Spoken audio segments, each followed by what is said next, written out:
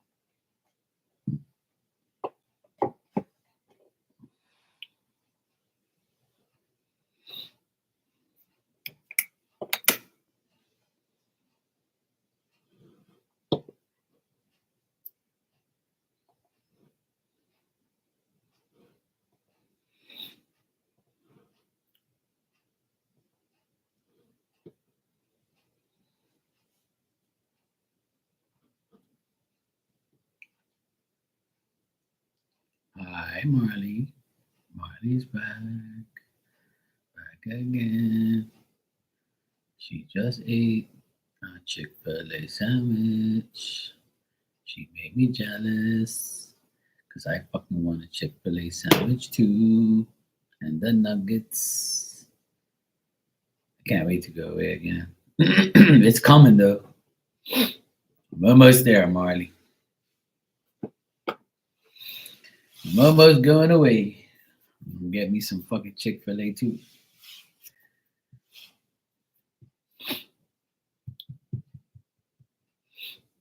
I'll be going next month for sure. Next month, I'm gonna be going to Boston, Beantown. Yes, I will for sure.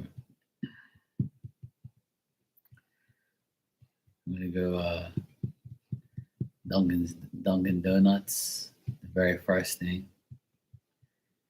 Hey, Fabulous, how you doing? Hey, Lucky. Hey, Dan.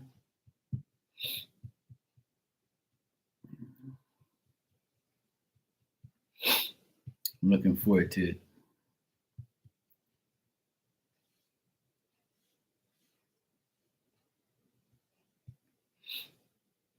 Oh, nice, Miss Bikini. Oh yeah, Lucky. That's tomorrow night. Tomorrow night at 8 o'clock my time, 7 p.m. Eastern. I'll be on Star Lotus Tarot's podcast, her last one before the next one that's going to probably be in the summertime sometime. Well, there you go, Miss Bikini. You can't make that shit up. See. So yeah, I'll be on her podcast talking about conspiracy theories and fun stuff and talking about all sorts of shit. So yeah, I'm looking forward to it. I always have a great time with her and Tony and the crew. So I can't wait. Should be fun. Should be fun. We always have fun anyway. The first one that we did was like 2 hours long. So this one, we're going to be talking about all sorts of stuff.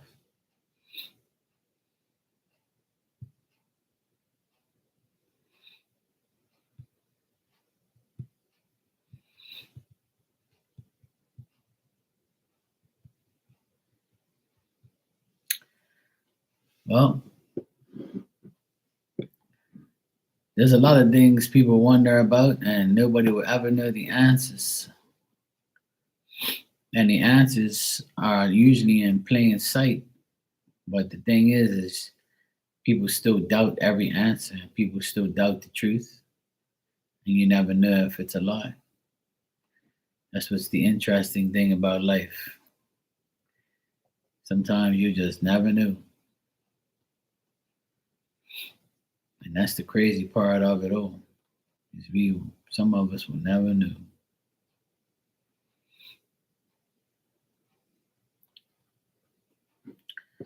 Some of us will never know.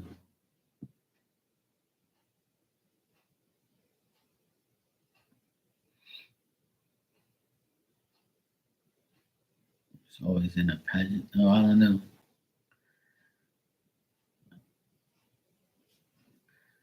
I always like to conspiracy theories are just that's things that we can all debate and all wonder.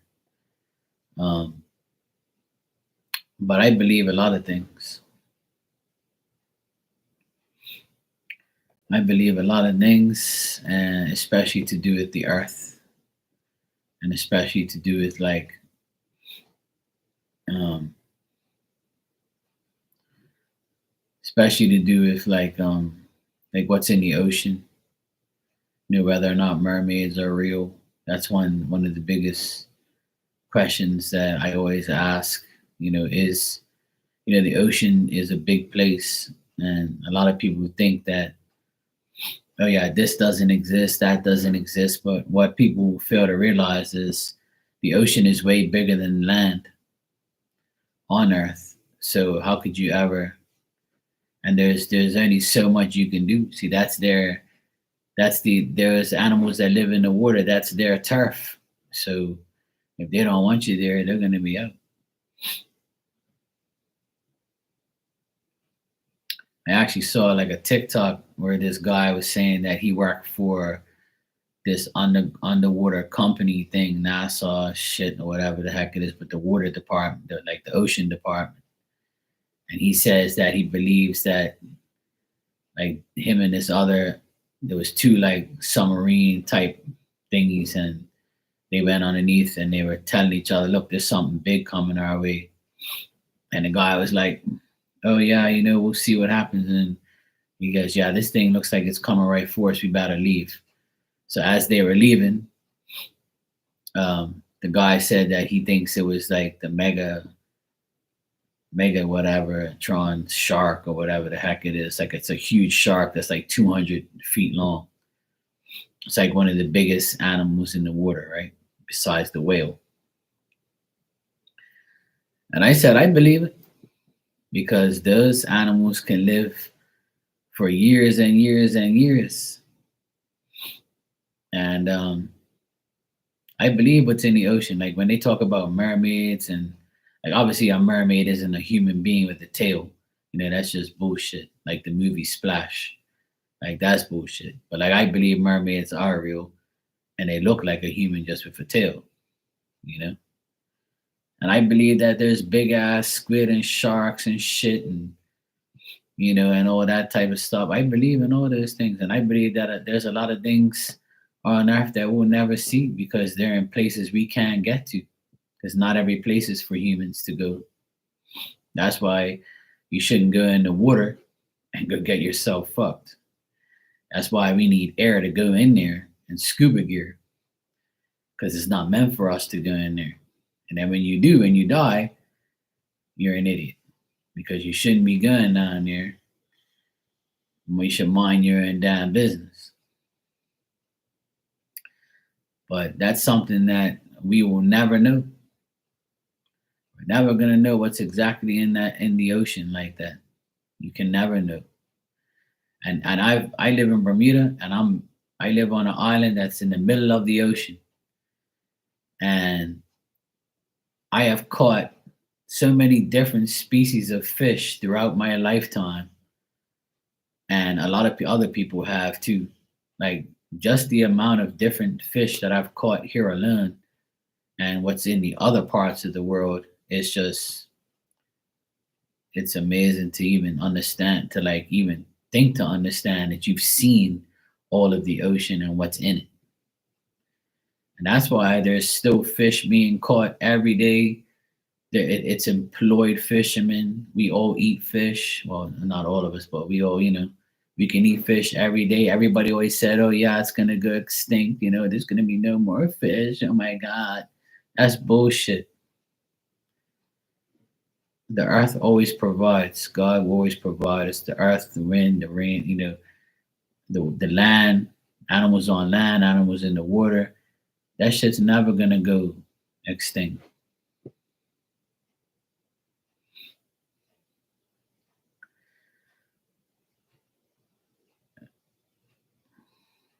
Yeah, I mean, the like animals in the water will don't fear you because you're in their habitat, you're in their turf, their place. So we should always fear them because if something happens to us, we can't breathe under there.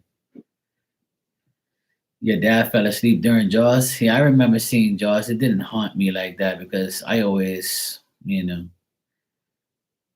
I've seen all that stuff here in Bermuda, so it don't really phase me like that. I used to have a boat when I was younger. I used to go fishing every day. I used to go fishing all the time. I've caught so much different type of fish. I eat fish all the time. I'm a seafood like guy. I love seafood and stuff. But I know the ocean. One thing, the conspiracy theory that I always always wonder about is what's actually in the ocean and what is real. But I believe that there's mermaids. I believe that there's a big ass shark that's called the Metatron or whatever the fuck that thing's called. Um, like all that stuff. I believe in big ass sharks and whales and all that shit, man. That off the coast of off like in Bermuda on a really calm, flat day, you can see the whales jumping and shit. You can see them coming up to breathe and like the spout go up. People would text people and be like, "Hey, you saw the whales on South Shore? Oh my God, I just saw them. Look at them. They're all jumping around. They're all all happy and shit." And it happens there's a boat that goes out there to whale watch and all that. But you can see it right from your home if you live there, or you can just drive on the road. It's called South Shore Road. It's where all the nice beaches are. And if you sit there up top and you overlook the water, you can see the whales. I've seen it plenty of times. Like we have sharks, whales, we have all that shit, and no one's ever died in the ocean from an animal attacking them. Not here. That shit don't exist here. Like you don't hear of a surfer getting killed or there's too much food. They ain't worrying about no ugly ass nasty humans to eat. They're eating. They got food to eat. They don't need no. We have a lot of reefs, and it's an open ocean, so we're just like a speck in the earth. So the animals those sharks and shit ain't worrying about you human beings. They got all that food to eat. We got lobster. We got everything around here. So living here, I always believe in what the water has to offer and what the water has, period.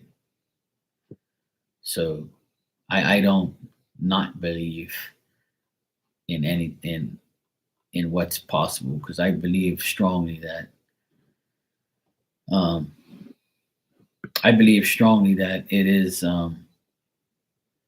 everything's available in the ocean. Everything.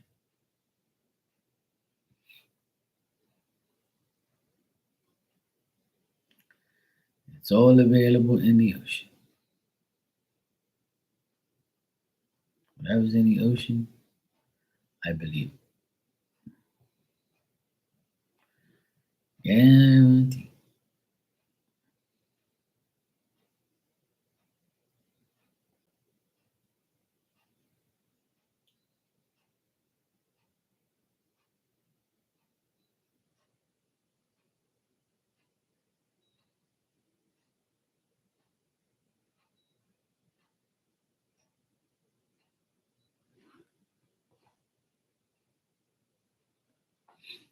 Yeah, lobsters are expensive here too.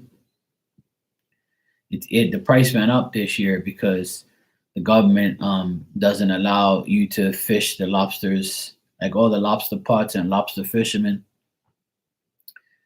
They put a slight ban and delay on the time frame of when you can catch them, when you can sell them, and then even after you buy them, after the time frame, you can't have them in your freezer to eat a month later or two. If you get caught, you get a $5,000 fine.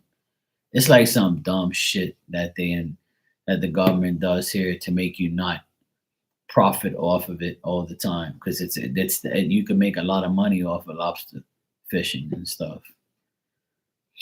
But this year I got a lot of deals towards the end of the season where I didn't buy the whole lobster. I was just buying the tails. So it was easier for me. I didn't have to gut anything. I didn't have to get my fingers all cut up, chopping them all up. So my friend that sells me the lobster, we know each other very well, and he hooks me up. Like he gave me 4 lobster tails for $60, which is like a steal. And I know that's expensive for a lot of people, but here that's a steal. Like you can get, he sells a whole lobster for 60. So if you're getting 4 tails, that's 2 meals, 2 tails per person. And the tails are big, so not like they're small. So in the end of the season, he would sell me 4 tails for 60, which will feed me and my sister for dinner. So it'd be like $30 each. And I bought it a few times, and it was better. That means I didn't have to like gut the lobster, cut it. And even if you eat it without the tail, all you're really eating is like another 2 bites that are in like the belly part. And then I don't really eat the legs and shit like that. So it don't make no sense getting it. And it also like the carcass and the shell, you don't need all that unless you're putting stuffing in there. So and then the end, like the last couple months of lobster season, I just bought the tails, which was great. You know. So I'm a pro at making lobster now because I've been doing it for so long. And it's nice to have a break. So right now, it's April, May, June, July, August. We can't eat lobster, or we can eat it, but we can't get it. We can't buy it, or we can't like catch it. And then from September to March, we can eat lobster and catch it, but you have to have a license.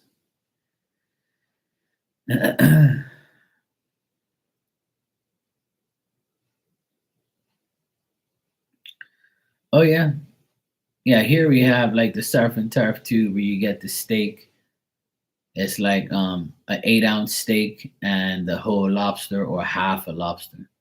If you get the whole lobster and an 8-ounce steak or a 12-ounce steak, you're paying like almost like $200 for that shit.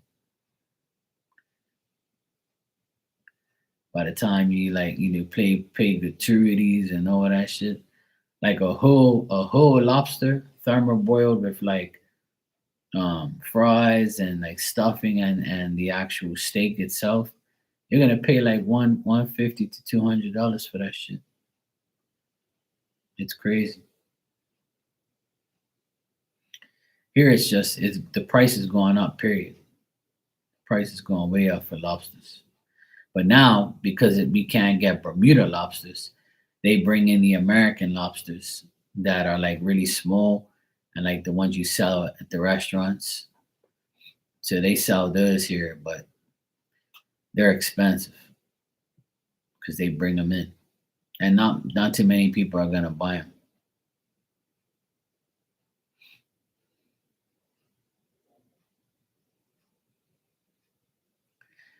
Yeah. Well, here in Bermuda, everything's expensive. Um, it's usually like between 30. It all depends on what you get, but like it's usually between like if 2 people go out to dinner and you go eat like steak and then you eat like a appetizer and a dessert, like the meal between for 2 meals for like you and the person you're going with, you're gonna spend like at least between 100 and $200. Like it depends on what you get, obviously. But even like some places, they'll sell you like a bacon cheeseburger and some fries and like a little bit of coleslaw, and that's just like $20 to $30. And you're like, what the fuck? Hell no! I can go to the store, buy a bag of 8 buns and a package of frozen burgers and the condiments and the cheese, and all I gotta do is put it on the barbecue for like $10, $20, and eat it numerous times. That's what I do. I go when I make burgers on the barbecue. I don't really buy takeout like that because I don't eat takeout like that all the time. But when I do, I do. But if I don't, I'll make my own damn burger. It's easy. You just go get like the meat and you just like, marinate it the way you want and slap it on the barbecue. It's simple. Kraft macaroni and cheese, I haven't had that forever. I make my own damn macaroni and cheese.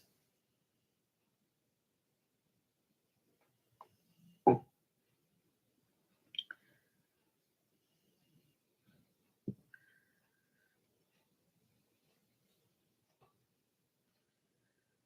keep hearing like the wind was blowing like this leaf and it sounded like plastic or something, but I think it was like a leaf outside. It was windy early. It's actually pretty cool here tonight. Yeah, I'll send you some like FedEx. But I rather cook and instead of I rather cook instead of going to takeout and buying food that I don't know where the hell it's been or who touched it or who touched their self before they touched it. Oh yeah, it's 62 degrees here today. That's so nice. 62 degrees. Perfect. No AC. Good to go. You need a coffee? Yeah, I was thinking about having a coffee, and then they said, nah, you better not, Mark. You've had 3 cups already today. Some days I have 1 cup, some days I have two, and some days I have three. Today I had three. And I was like, yeah, I'm had enough coffee for today. I don't want to be bouncing off the fucking walls and shit.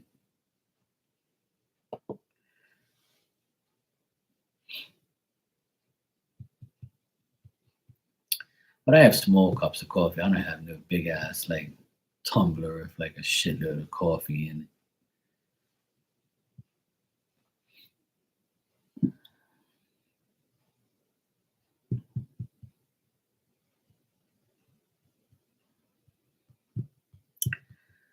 If you guys want a message, let me know. I'll give you one.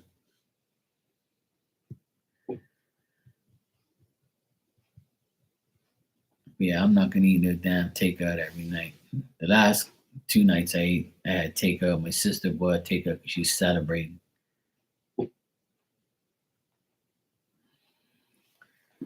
Hey, Wass, how you doing? It was good. Oh yeah. We don't have Starbucks stuff here, you know.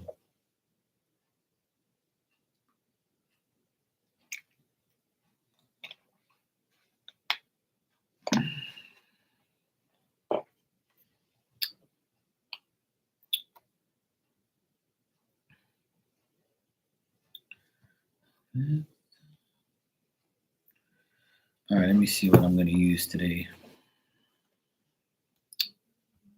I'm gonna use my deck.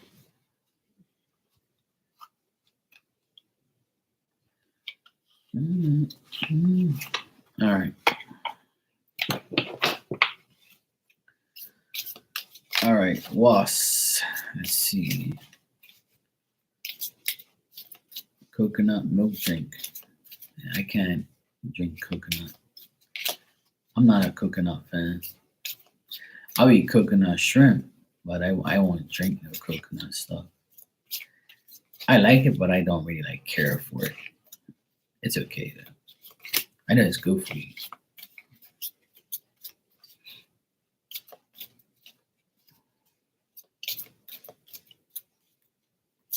I wish I could go to Walmart. We don't have Walmart here. All right, but I'll be going soon. All right, Was, let's see what we got for you.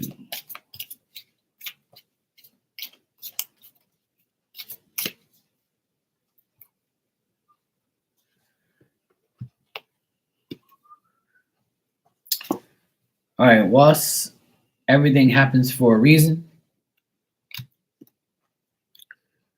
When you feel like you're not getting ahead, just keep telling yourself you will and don't give up. And your last card is someone is stalking your social media. So there you go, Was. You're welcome. All right, Miss Bikini. Let's see what we got for you.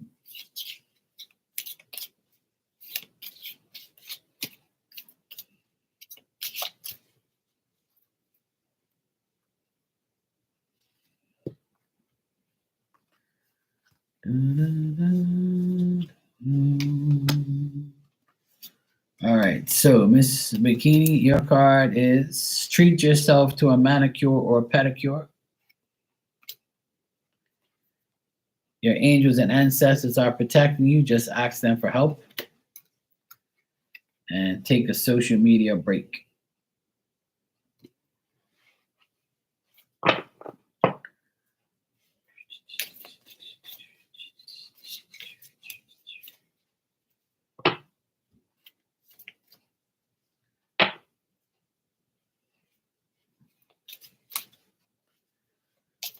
Okay, Marlon.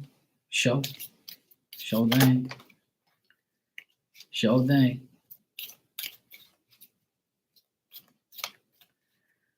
All right. Please, Mikey, please. I want a message, please. Marley.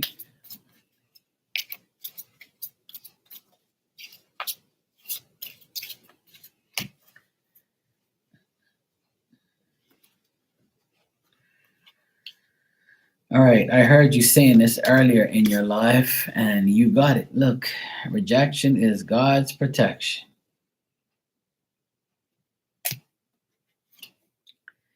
If you want a good relationship, then love yourself first. And you also got this card. Someone is stalking your social media. Oh boy, it's the second time that's come up. You have to say that with an Indian accent. Please. I don't know how I wouldn't know how to do that. Yeah, it's that's why they're called stalkers. You know, they're always watching us. I feel like somebody's watching me.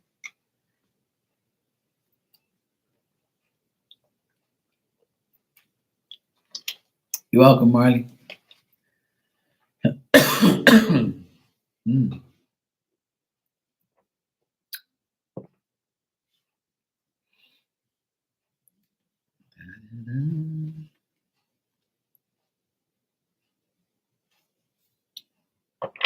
If anybody else wants a message, let me know.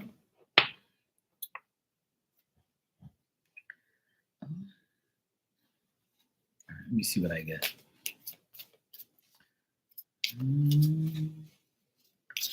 Well, most stalkers are bored because they want to see what you're doing, what you put up.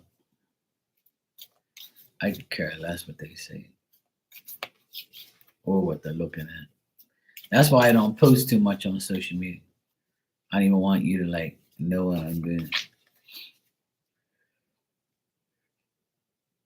Oh boy, excuse me. All right, let me see what spirit wants me to know.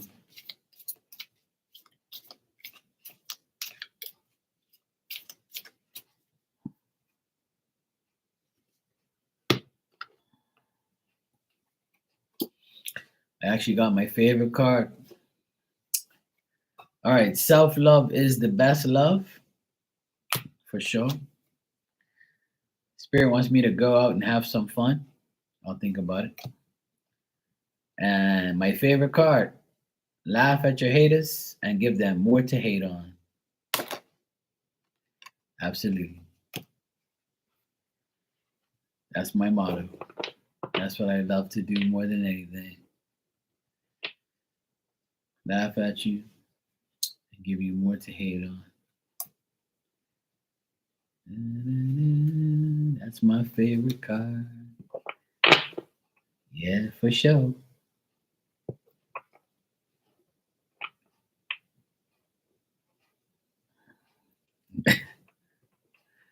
Dan. Dan, you Leo rebel, you.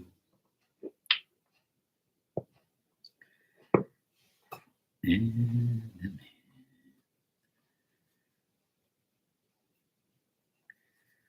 Oh boy.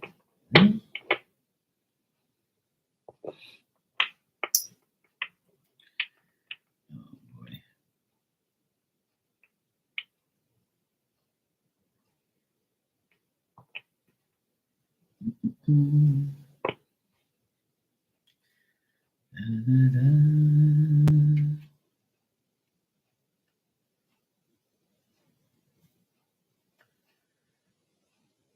Oh yeah, we fixed for being crazy. Still have my Levi jacket and mullet. Oh, there you go. There you go, Dan.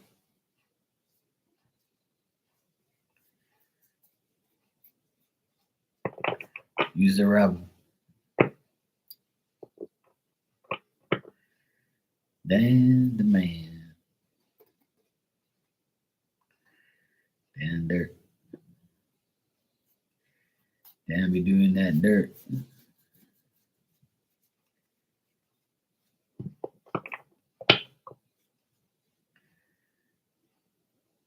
The mullet. I haven't heard the mullet in a long time. Mullet. Somebody used to say that shit all the time. I can't remember who it was.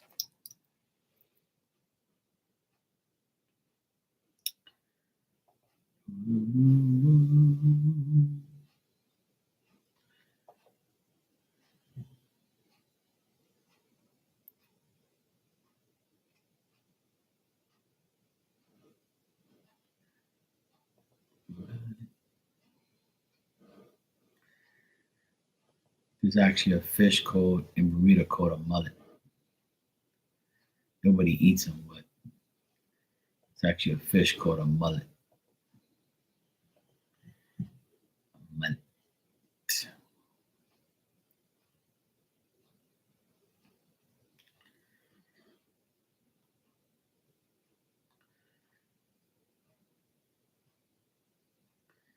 We can get the mullet haircut.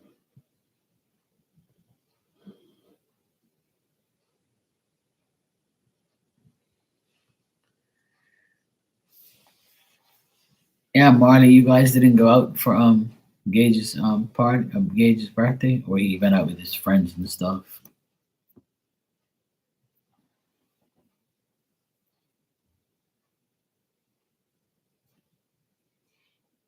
He didn't want a cake, a shepherd's pie. I don't know if I'll take a shepherd's pie over cake. Hell no.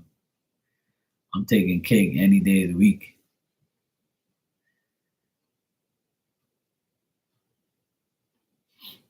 Oh, well, that's cool.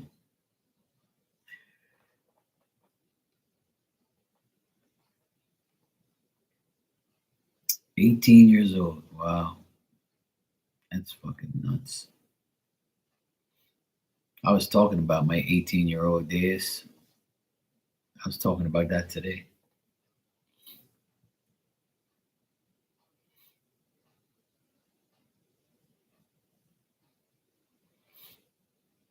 You know. Plus, he's scared of his reading that he had. You know, he changed his diet.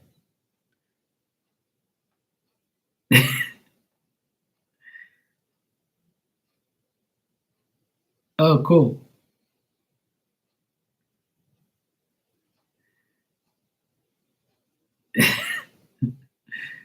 I remember that reading I did for him. It was hilarious.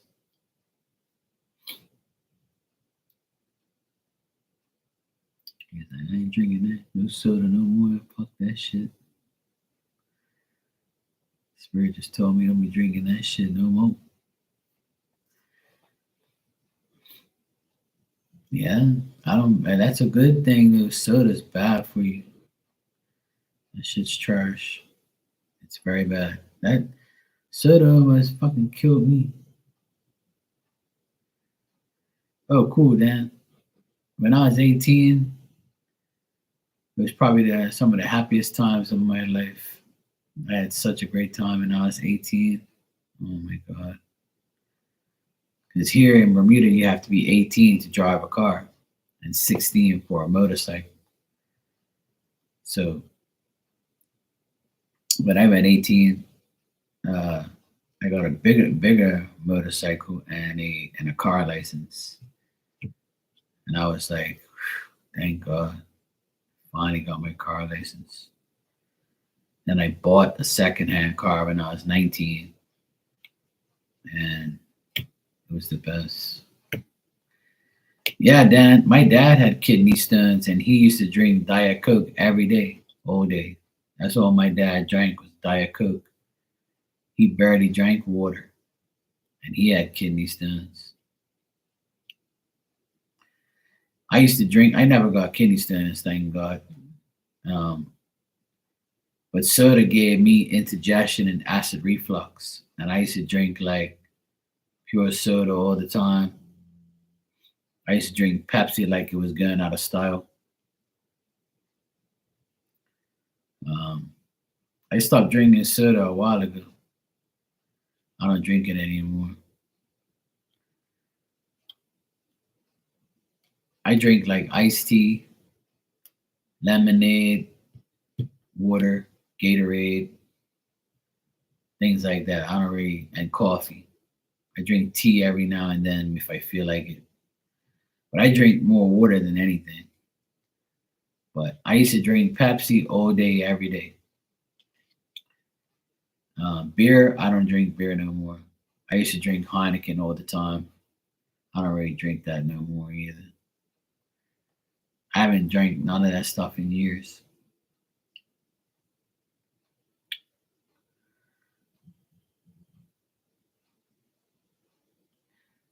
Like on, like maybe on like well, the last time I drank soda was like Christmas because Christmas time, like we have like all some of the boys and everybody drinks like soda. Sometimes nobody's really gonna drink water. They want to have like a Sprite or a Coke or something. And I had some Sprite on Christmas Day. I had one cup of Sprite. That's it. But there are some days where I go across the soda aisle and I'm like, fuck, I want a Pepsi so bad with some ice and just let the gas like fizz off and drink it like kind of like with some ice and shit and turn it into cola and just like uh, it's like a quencher, a thirst quencher for me. And then I'm like, nope, Mark, don't do it. Because once you start drinking that shit, you're gonna want it all the time. It gets very addictive to drink Pepsi all the time. And I was like, nope, I'm not doing it no more. It destroyed my insides, gave me acid reflux all the time, and I didn't care. And I was like, fuck that.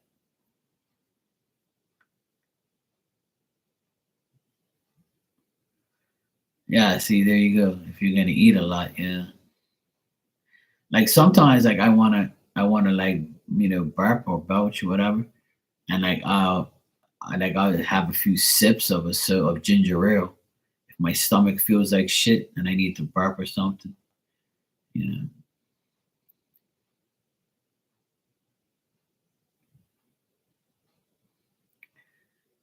Oh damn. That's one way to sneak it in, so you can tell that you didn't you weren't drinking it. Oh Lord, what are we gonna do if you Dan? But I used to drink Sprite and orange soda. I used to drink all types of soda, but my favorite was Pepsi. I used to drink Pepsi like all day, every day, and like I just don't want to do it anymore. I haven't drank soda since Christmas. Well, the last I had one cup, but that's it. But there's days where like I see like Pepsi on special or on sale or something. I'm like, maybe I should just have one. And it don't hurt to have one every now and then, but I'm like, nah, that's cool. Because then I'm gonna be like, yeah, I feel like it again. But yeah. Yeah, the bottle glass bottle Coke is nice too. Yeah, I like that. Whiskey? Oh hell no! I can't drink no hard liquor. I used to drink vodka. I still have a bottle of Grey Goose in my cabinet from years ago. My friend gave it to me for my birthday. A little small bottle. I'm like, hell no. Do you have San Miguel beer? I believe so. I wouldn't know, to be honest, Lucky, because I don't really like check to see what type of beer we have. But the beer I used to drink was Superbock, um, and a Heineken, Amstel Light. Trying to think of Coronas. Um, what else did I used to drink? I used to drink like Bacardi Breezers. But I was mainly a Grey Goose and cranberry. My favorite drink was Grey Goose, cranberry, and a splash of pineapple. That was my drink when I went up. And when I used to go to Boston like all the time, I used to drink a lot. And I used to get like pretty, you know, tapped up in my early days. But when I reached 40, I just pretty much gave it all up. I had enough. And I used to smoke weed and shit too, so and cigarettes. So it's pretty nasty. Thank God I don't do it no more. Stella Artois. Yeah, I used to drink that too every now and then. There was another one called Strongbow. It was a German beer in a can. I used to drink two of those Strongbows, and I used to get fucking tapped. I used to get like I was like half drunk when I drank those two cans of Strongbows. And I was like, "You guys are nuts! What the fuck is this?" My friend was like, "Yeah, I have this, man. It's called Strongbow." It was like a tall can, and I was like, "Yeah, let's go have some of this and get fucked up."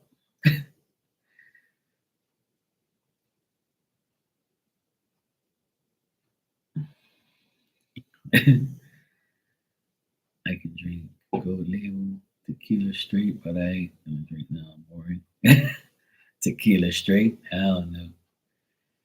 Yeah, I was never like a tequila drinker, but I used to like Grey Goose vodka or Smirnoff vodka. I used to drink Bacardi and Coke.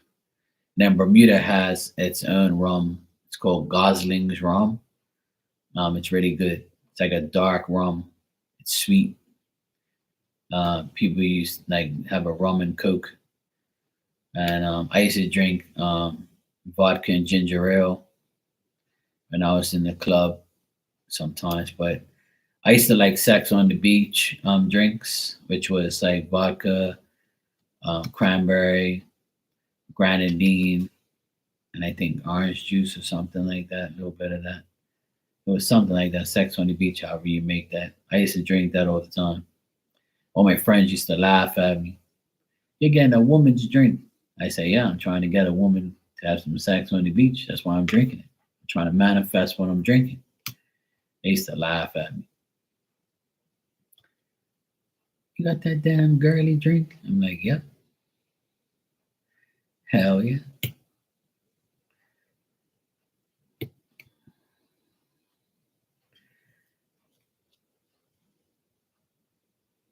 Marley used to be a bartender. Oh, holy shit. I definitely get drunk if you was my bartender. Oh, hell yeah. Oh, boy.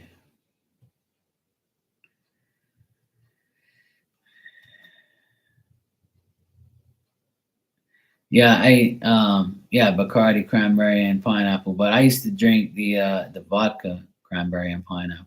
That was my sex on the beach. Yeah, I drank Bacardi Breezers. I don't know if you remember Bacardi Breezers. I used to like the peach one. I don't even know if they still have that shit. I have no idea, but that was my favorite drink growing up. When I started drinking at an early age, because of my brother, he was like, a bad influence. But he was 9 years older than me. So when he was drinking, like when I was 14, I started drinking those Bacardi Breezes. and smoking dirty cigarettes. And I started at a young age. That's why I got fed up of everything real quick because I had done it so long. I didn't even really care anymore. Yeah, I'm not really a Bacardi guy, but I like the Bacardi Breezers. It was like they had like Bacardi and Cola. They had Bacardi and orange. They had Bacardi and peach. That was my favorite. Bacardi and peach breezes. They were like pinkish and they were so nice. And my friend used to tease me with that too. But the reason I drank those, because you can drink like a 6 pack or no, they came in a 4 pack. Then they bring out the big bottle. So when I was like DJing, I didn't want to get too like, turned up. So I used to like drink the Bacardi breezes. And then I can drink like a 4 pack or 6 or 7 and I'll be okay. I One thing about me, I can tolerate a lot of liquor. Like everybody was like, "You're not drunk yet? You drank like all this fucking liquor." And I'm like, "Yeah, I know." I said, "I'm good. I'm not drunk. I'll let you know if I am, though. You'll see if I'm drunk or not." Yeah. But what got me to the limit fast was Grey Goose. That's what vodka is dangerous. But when I drank Grey Goose, I got loose. Oh boy. And yeah. One night I was in the club. I'll tell this story real briefly. I talked about this not too long ago. My sister remembered it because she was there. And I remember me and my friend used to work together, and then we went out one day and we had a hard night. And I saw some of my enemies and stuff that I didn't like, and they were at this club, and they were like, giving me screw face looks, and I didn't need liquor to like, say anything or do anything. But my friend edged me on and was like, "Yeah, man, come on, let's get drunk, man. Fuck this shit. We had a long. It's Friday. We ain't gotta work tomorrow. We guys done a lot of work, man. I'm gonna." And he kept buying me drinks, and I'm like, "Look, man, I'm had enough. I can't drink this vodka shit all night. I'm gonna get fucked up." So then I end up getting like drunk, acting crazy. So at this place, they had these coasters, and the coaster was pretty big, was round. So the guy that was DJing, we didn't like him. Like he was like an enemy of ours. Not anymore, but like he was an enemy of ours. And me and my friend, we were big dudes. Like my friend was bigger than me. He was 6 foot, like 300 pounds. And then I'm next to him, like so we're like two big dudes, and they're like, "Oh fuck, these two crazy bastards are drunk." So we took like the coasters and started flinging at them like frisbees. And then like the security came over and they knew us. Like they were like, "Come on, you guys, don't act up." All right, Lucky. So I was like, "Yeah." I was like, "I don't give a fuck what you're gonna do about it." Then he went to go call the other security. Next thing you know, we guys had the bouncers all around us. Then we started doing it at them. Then we ended up getting kicked out. And then my friend ended up almost fighting one of the bouncers. And uh, yeah, it wasn't good. We got into a lot of trouble that night. And I told him, I said, "I told you we can't drink this shit." So we ended up like using the coasters as frisbees, and it hit a few people, and we got in trouble, and we almost got into a lot of fights. We got into a lot of verbal arguments and shit like that.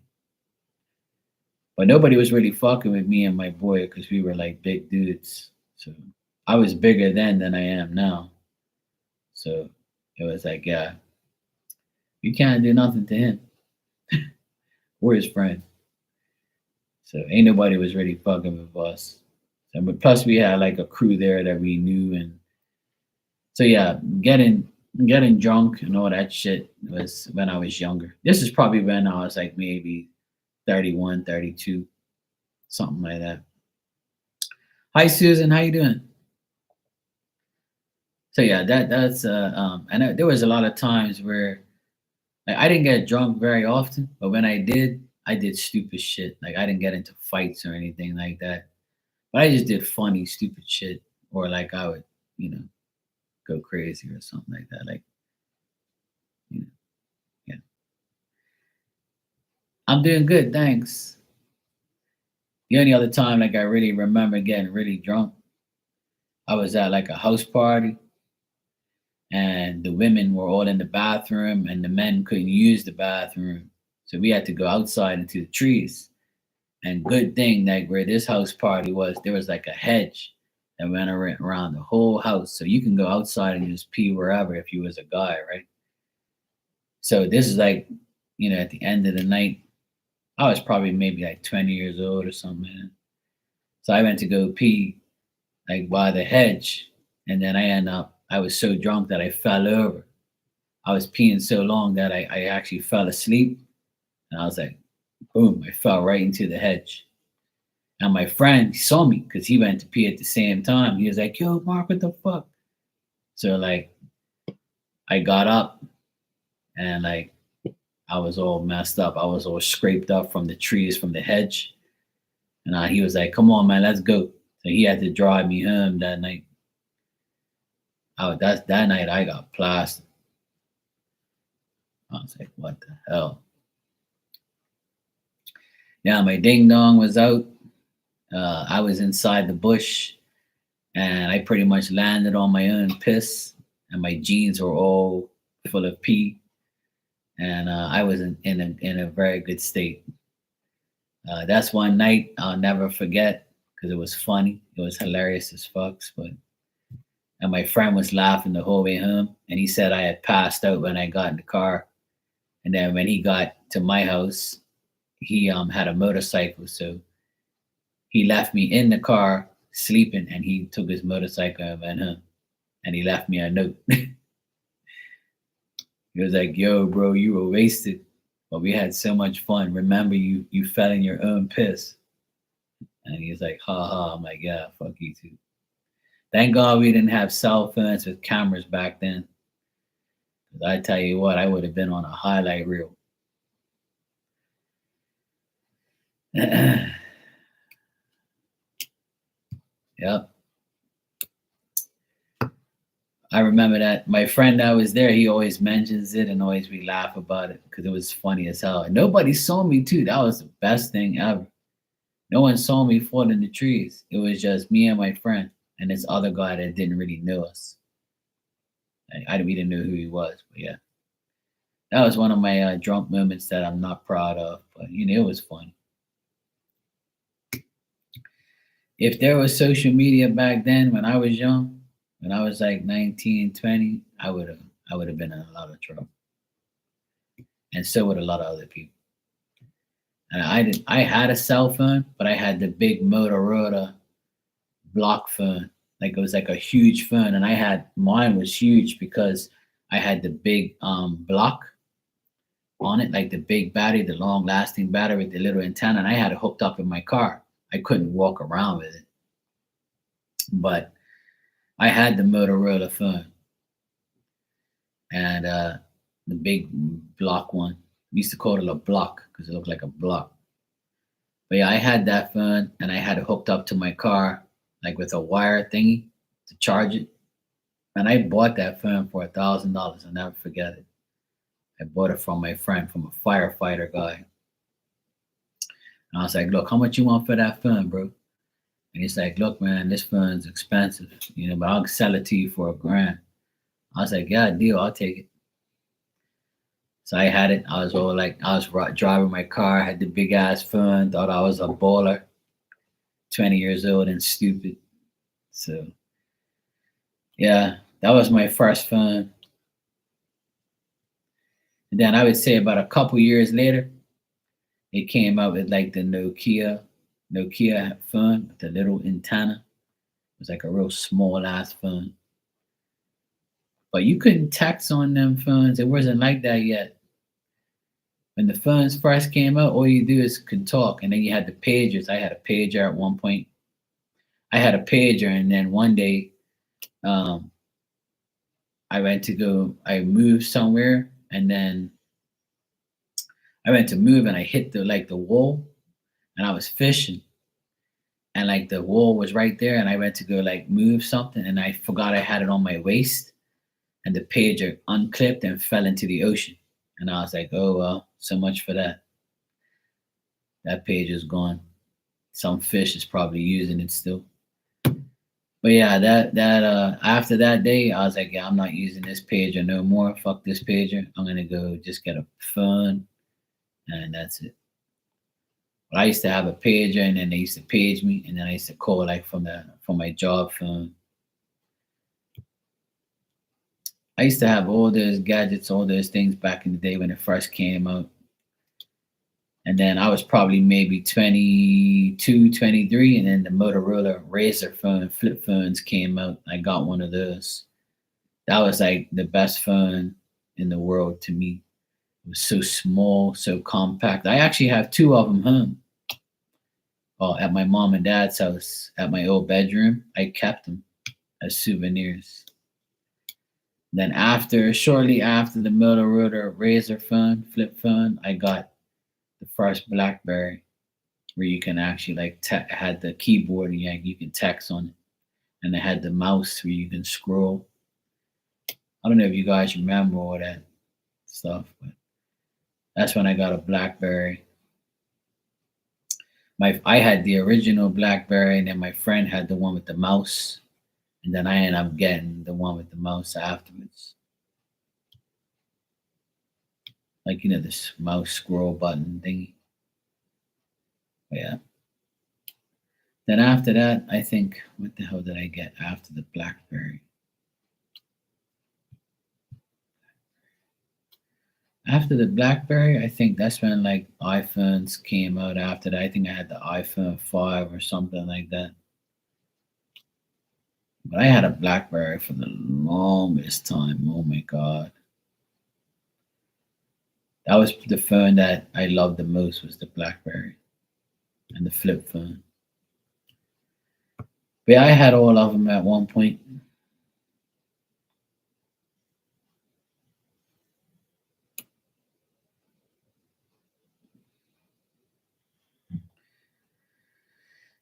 Yeah, the flip phones were the best. The biscuit phone. Yeah, man, it's crazy how times have passed. But the Motorola Razr flip phone was probably my favorite phone. That and the BlackBerry is my favorite. But yeah, I had all of that shit back then.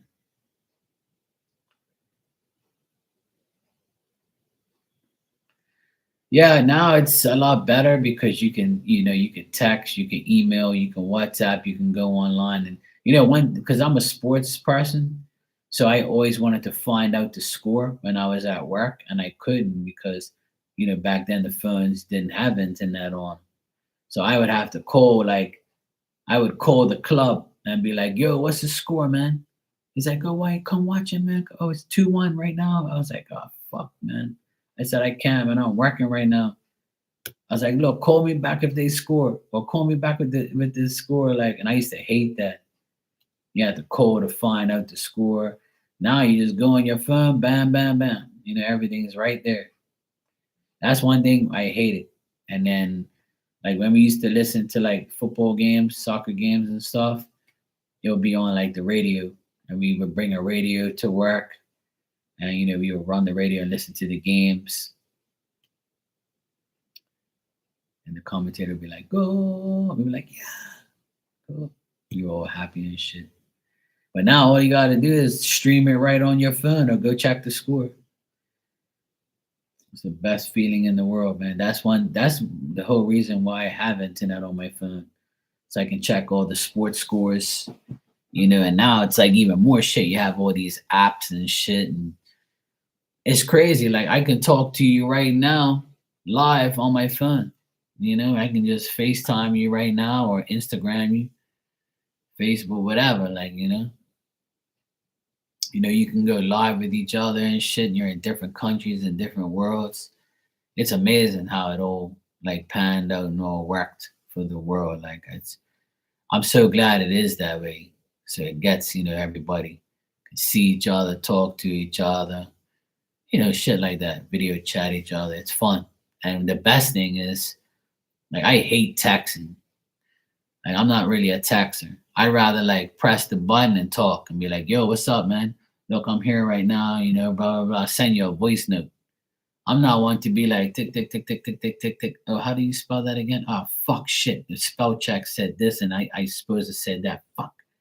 Like I don't want to, I hate that shit.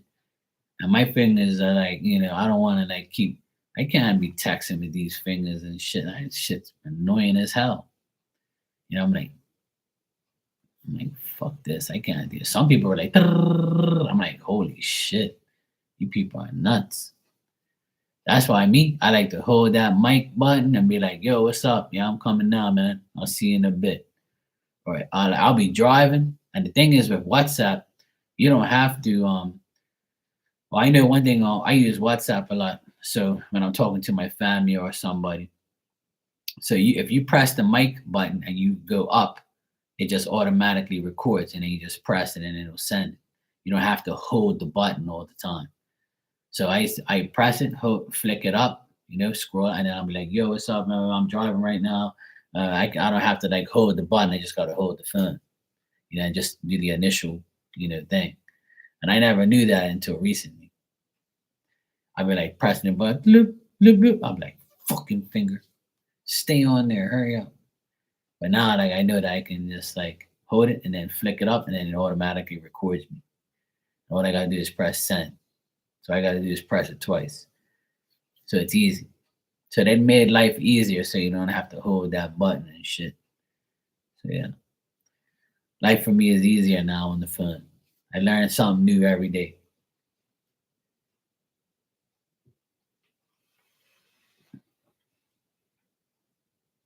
But it's fun though. It's nice to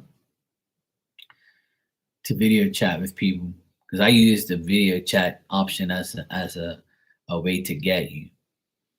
So like if you're somebody that's talking to me online, texting me and shit like that, and you don't voice note me, I and then we're talking and this and talking and that, you know, and then people will be like, I'll be like, okay, let's video chat if you're really real, sweetheart, because some women like that I meet online, they'll be like, oh yeah, yeah, and we're getting cool and stuff, and I'm like, well, let's video chat because I don't want to be texting you all this time and you don't voice note me, say I have to find out if you're real.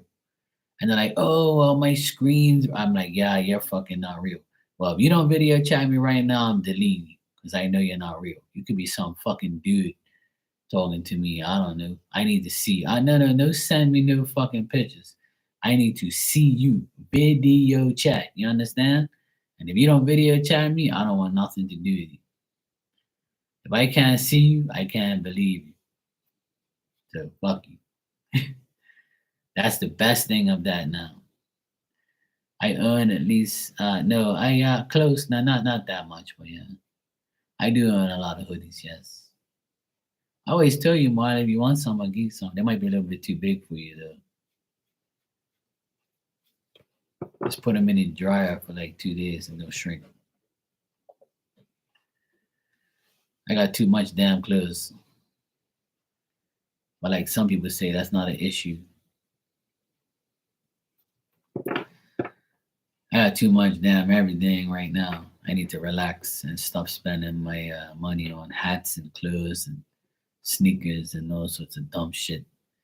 But the reason why I have in the past few years is because I never really had that option. But now I do. So I'm just enjoying myself and buying new shit all the time. Hey, why not? But now I gotta save my money because I'm gonna get a new car. Or I might get a secondhand car, a decent car, or a new car. I'm not sure yet. Next week I'm gonna go car hunting. I'm gonna go see what Bermuda has to offer. Uh, yeah, I know, Marty. It's all good. You know. But yeah, I'm gonna go car hunting see what Bermuda has to offer. Yeah, I'm gonna have to name my new car Linda. Betsy's gonna have to get retired, but I'm not sure yet because Betsy's running pretty good right now. So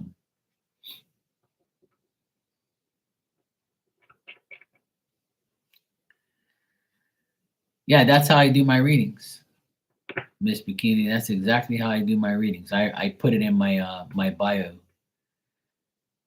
I don't I prefer video chats because I like to see the person. And if you don't want me to see you, at least I need to hear you. So you could turn. I have clients who will shut the camera off and be like, "Look, Mark, I look terrible right now, but I just want to talk. Like I'm just gonna turn off my camera, but you can hear my voice." And I'm like, "Yeah, that's fine." Because when you do a reading with me, I want to actually see you or hear you at least, so that way we're not sitting there typing and shit. And the energy exchange when you video chat is better. I don't care what you look like, and I don't care about what you sound like or whatever. I just need that. It makes the reading better, you know. But the only story I have when I video chatted with somebody a long time ago, going back maybe like I'd say about 4 years ago now, maybe 5 years ago, there was this chick that I video chatted with, but her profile picture was like Snapchat filter, right? So when she actually video chatted with me, I was like, "Who are you?" And she's like, "It's me."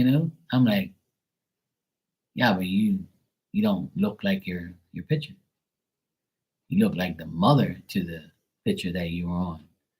She's like, "Oh my god, yeah, that's me." And I'm like, "Oh," because I thought you were like trolling me or something, or you were getting a reading for somebody else because you definitely don't look like the fucking person in the picture. And I had to hold myself back, but like I was like, "What the fuck?" I was like, "You don't look nothing like the person in the picture. What the fuck happened to you?" That Snapchat was on form. Yeah, that fucking Snapchat changed your whole life, sweetheart. If you look like that Snapchat photo, we got to be dating. When I saw you, you was fucking, ugh. The fuck happened there? You was better off putting that filter back on.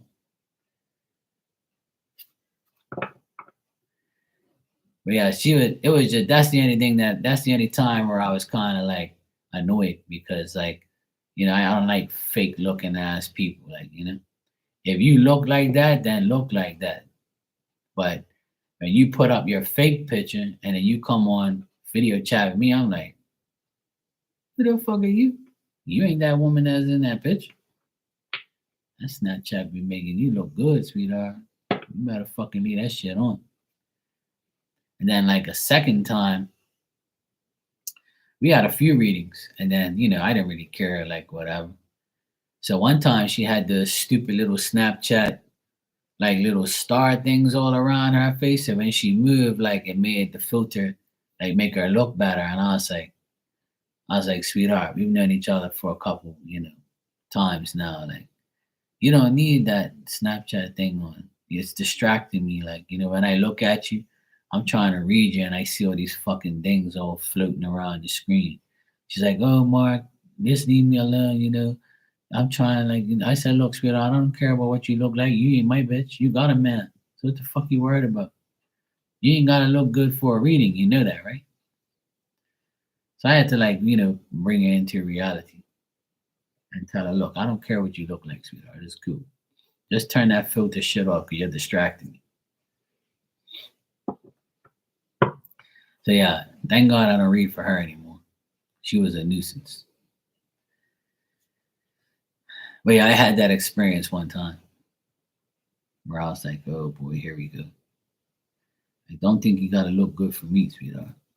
But yeah, to answer your question, Miss Bikini, yes, I do video chat with my clients, especially mediumship readings are important to do so. Um, and like I said, I don't judge anybody. I could care less what you look like or what you're doing or what you're wearing. Um, you know, yeah. A lot of people like sometimes they hold the phone and like, or they put the phone to the side, and I can just hear them, and then I can just see like half of their, head or whatever, or their arm or something. And then some people are like, they got the camera off, and I can hear their voice. But you know how women are; they don't want me to see them at their worst point or without makeup, or how women are like that. Like, oh my God, Mark, I know you don't care about what I look like, but I look like shit. I said, I don't give a fuck what you look like. Just turn the camera on. It's cool. I'm not gonna tell nobody, even though I just did. But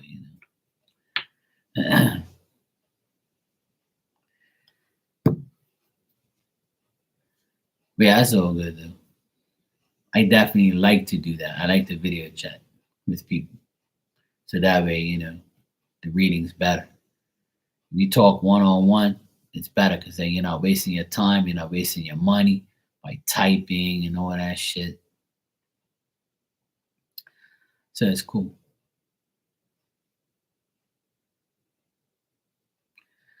Another thing about video chatting is like, I see people crying and shit when I do mediumship. I've been through a lot of readings where I've seen the person cry like crazy.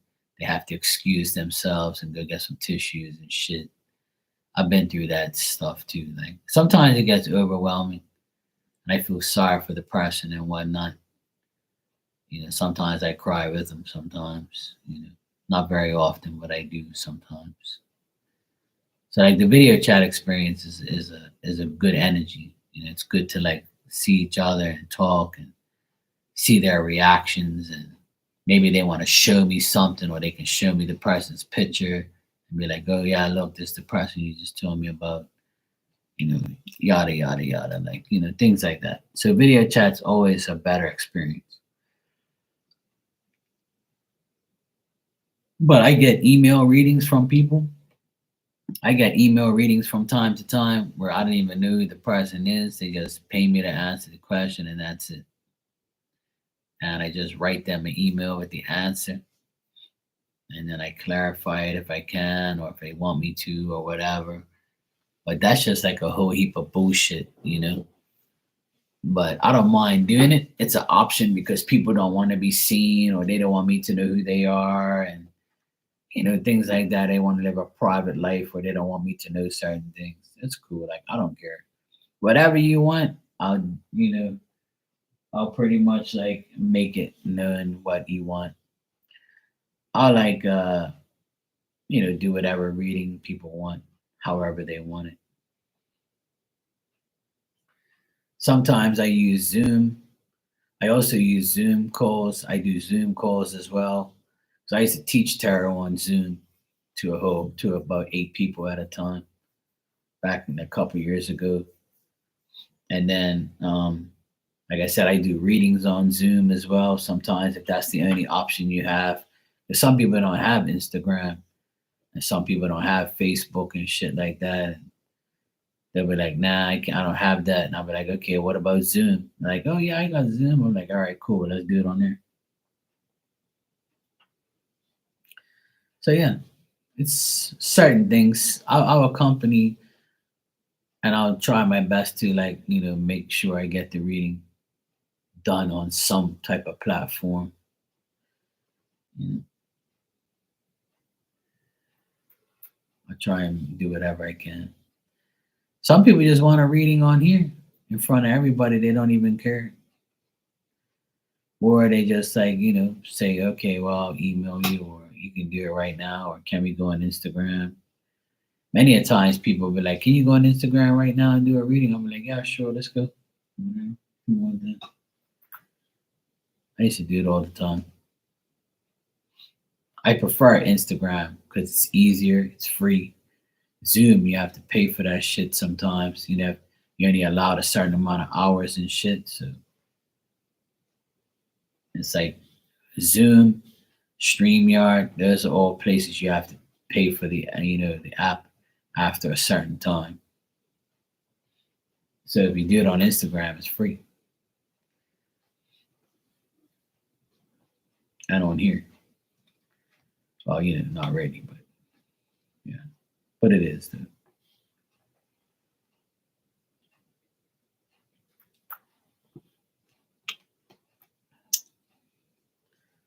I'm watching the hockey game.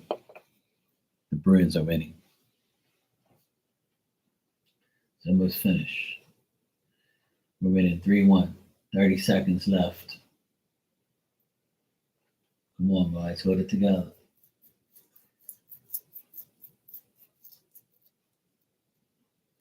Celtics won. Bruins are winning. The Red Sox won today 17-0. So all my Boston teams won. And tomorrow is my soccer team plays tomorrow.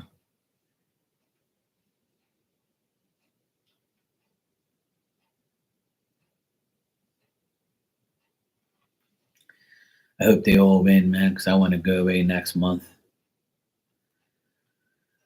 Next month is going to be the month where I get the fuck out of here finally. Everything's starting to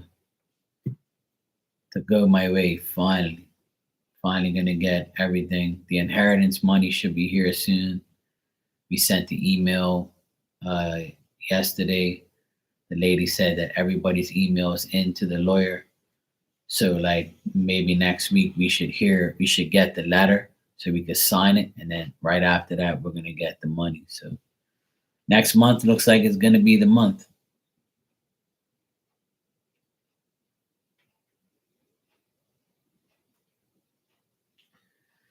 And then when I get the moolah, I'm gone. Straight Boston.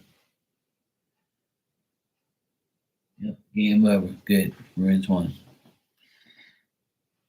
So hopefully when I get the money, I can go and relax and go on a week's vacation. I'm going to go away for a week. I'm going to go to Boston all by myself. I don't want nobody to come with me. I'm going to go take a break. And I'm going to go watch a baseball, hockey, and basketball game. And I'm going to go get some new glasses. Go get some more things that I probably don't need, like hats and shirts and sneakers or whatever. Gotta get something, you know. Visit my family and friends, my buddies and pals that I haven't seen in 4 years. And I'll be going live every day when I'm out there talking shit on Instagram. So it should be fun. And on here. So I can't wait. I need a vacation. It's been 4 years since I haven't been away because of COVID and bullshit vaccines. So I'm looking forward to finally getting off the rock and go away and go watch my teams play. And then hopefully in the summertime, I can go to Portugal. I want to go away to Portugal for a week and go watch my soccer team. If they become champions next week, they should be champions. If they win tomorrow, and they win next week, they'll be champions of Portugal. And I'm not going to go watch them be champions because those people are fucking nuts. So I'll go in August when they start the league back up, when they present the trophies and shit, and they'll have the new shirts with the emblems of champions. And I'll go summertime when it's nice and hot and all that stuff. I'm looking forward. I want to go to Portugal again. I haven't been to Portugal in 20 years. I can't wait to go again one day. It's been over 20 years since I went. I'm dying to go. I haven't been so fucking long. I want to travel a few times this year. I haven't been away in so long. Now I'm going to have the money, extra money to do so. Yes, well deserved, and it's going to be awesome, and I can't fucking wait. And to be honest, I want to go to ATL too. I haven't been to Atlanta since 2007. And that's one place I always want to go back to see all my friends out there. That's one place I love to go to shop. Fucking hell, it's like the best. So I want to go to a few places that I haven't been to in a while. So I want to go to Atlanta, watch a NASCAR race. I haven't been to a NASCAR race since 2007, so I want to go back and watch one. because I know how to drive out there, so I'll just go drive to the race. I'll pick you up, Marley, on the way. Marley, have you ever seen a NASCAR race?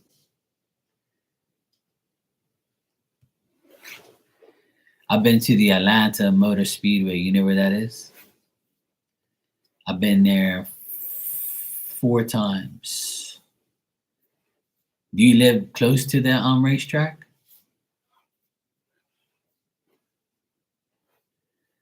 Yeah, my best friend in Atlanta, he lived 10 minutes away.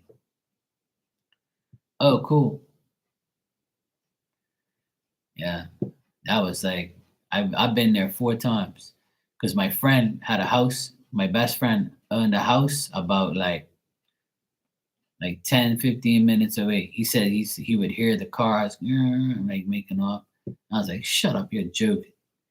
And he was like, yeah, man, I'm dead serious. And he took me to his house, and then he took me to the track. And he goes, all you gotta do is stay on this highway and do this and do that. He let me drive, and then afterwards I rented a car and I brought all my friends out there.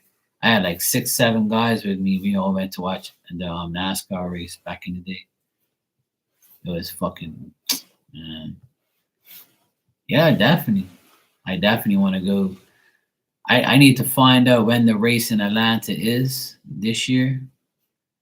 I think they already raced there, but they go there twice. But it's like usually at like, I don't know when it is. I have to check. I'm not gonna say whatever. But when they do race there again, I want to go because I drive out there. So I haven't drove out there forever, but it's easy to drive out there. It's the same. It's in the same place, so I just have to learn. And I'll get there.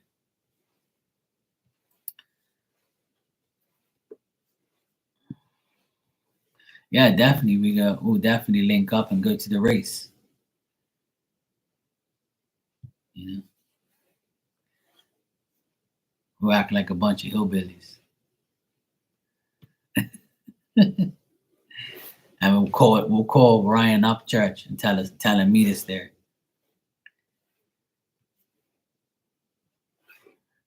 Yeah, I know. Yeah, but that's like my best friend. He used to hate. He said he didn't like NASCAR. He didn't want to go with us. I said, "Come on, man. I'll pay for your fucking ticket. Let's go, man."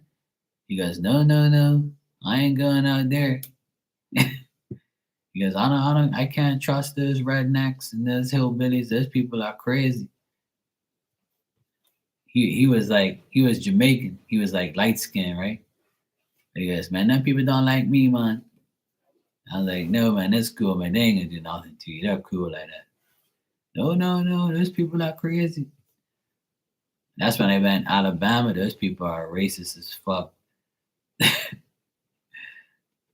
Like those people are on another level. Those people, even me, like I felt threatened when I went Alabama. When I went Talladega, I went like about 6 times. And one time I saw pure racist shit out there, and I was like, oh boy, I'm gonna keep quiet. They think I'm Mexican. They're gonna end up fucking beating the shit out of me. But like, come here, you little Mexican fucker. They don't like nobody unless they're rednecks. They don't like no Mexicans and no outsiders. I'm like, yeah, fuck you. I saw guys get beat up around there in Alabama and Talladega. Talladega is rough. They had them Dukes of Hazzard flags. I saw some rough redneck hardcore shit when I was out there. But I enjoyed it so much. I enjoyed the race so much. It was like it's the fastest racetrack, and it was 200,000 people down there. I'm like, what the fuck? Like that's when I was deep into NASCAR. I still watch it, but not like I used to. But I used to go to the races. I went to Atlanta, Alabama. I've been to Daytona. I've always wanted to go to like Tennessee to Bristol to drive right over. I wanted to go, but I just never did. Yeah. I definitely want to go back to Atlanta and watch a race. That's something I really, really miss. And Atlanta has like the best shopping ever. But my friend Mike that comes in here, he's from Georgia too. And he told me that the Gwinnett Mall in Gwinnett County is gone. It's been gone for a while.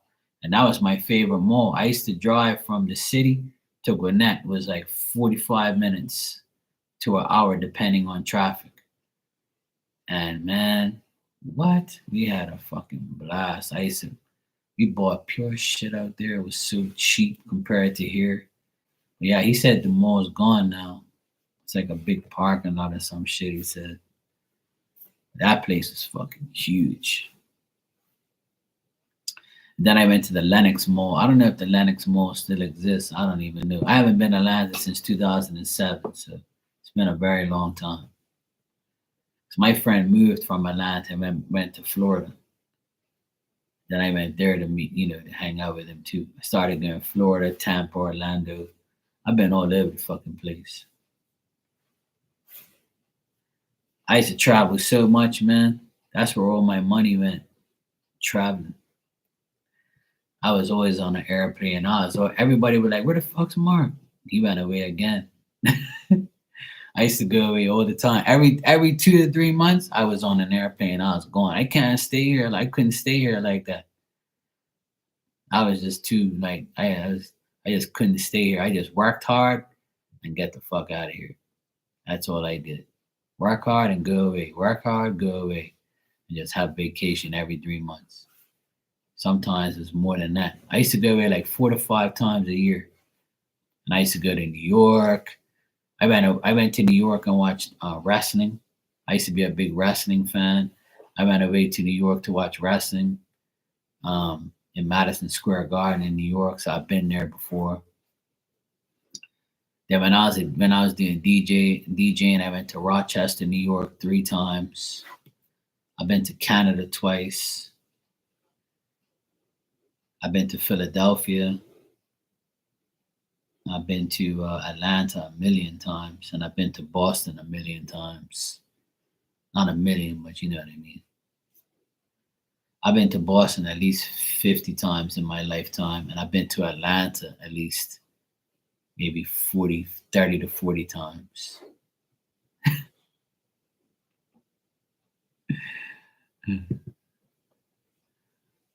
Nah, I don't go to the scary parts no more.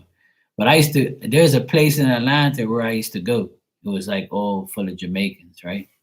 But see, I blend in with all those people, so because I'm from Bermuda. So they used to call me Bermuda. But I used to go to a place that was called 180 Auburn Avenue in downtown Atlanta. And nobody really went down there. Like, I'm talking about ghetto areas.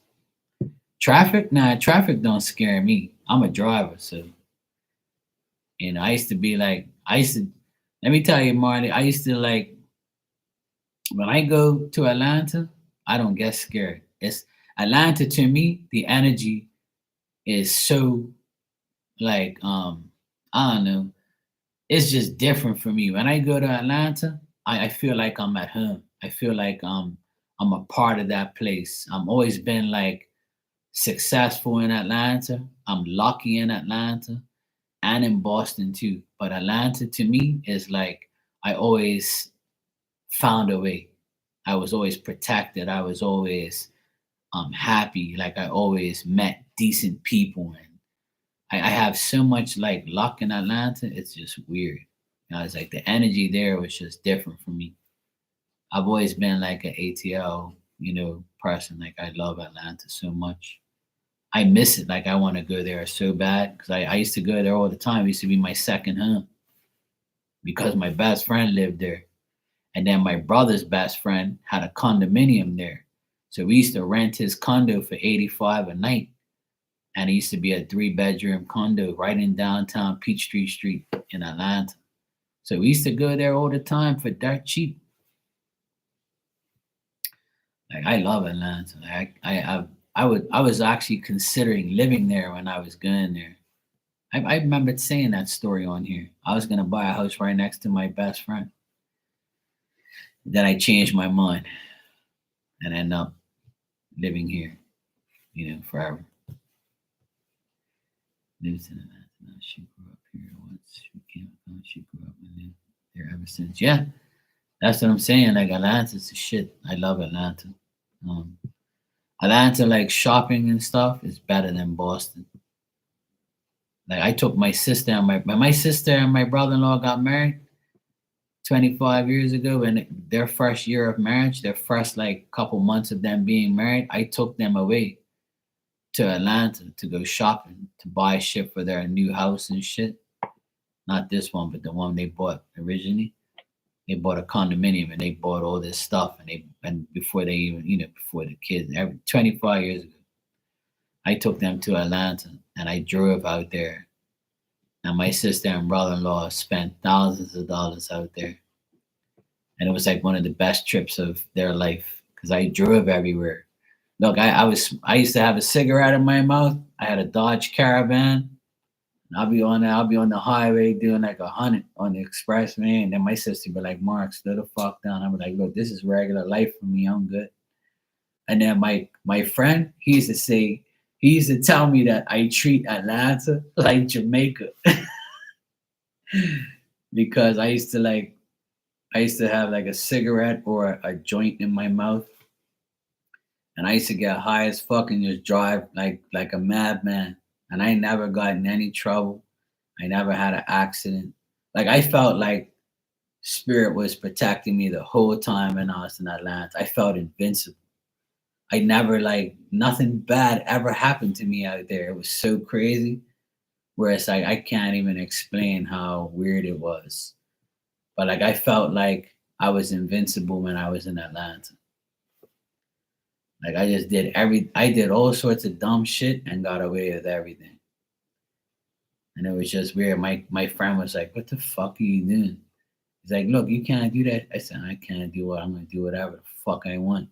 See, I was like 20 something years old. So I was like 21, 22, 23. That's when I started like being crazy.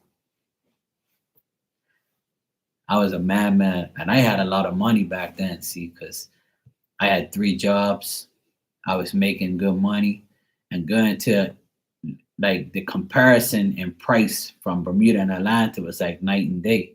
So I felt like I was rich out there. So I would rent like the best type of car.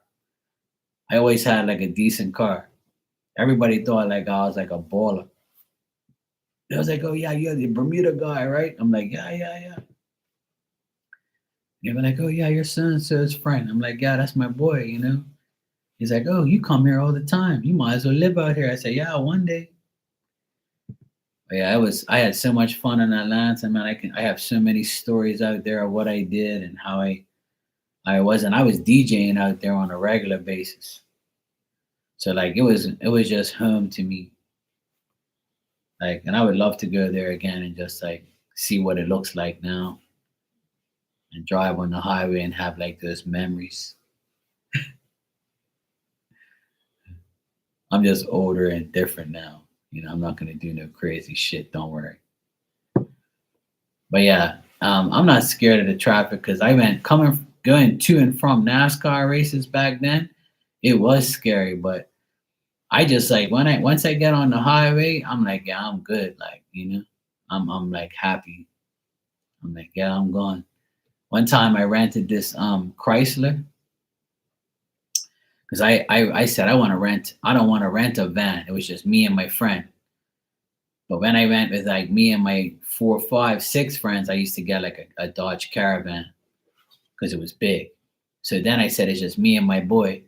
So I said, yeah, I'm gonna get a different car. I don't want to get a van. I want to get a.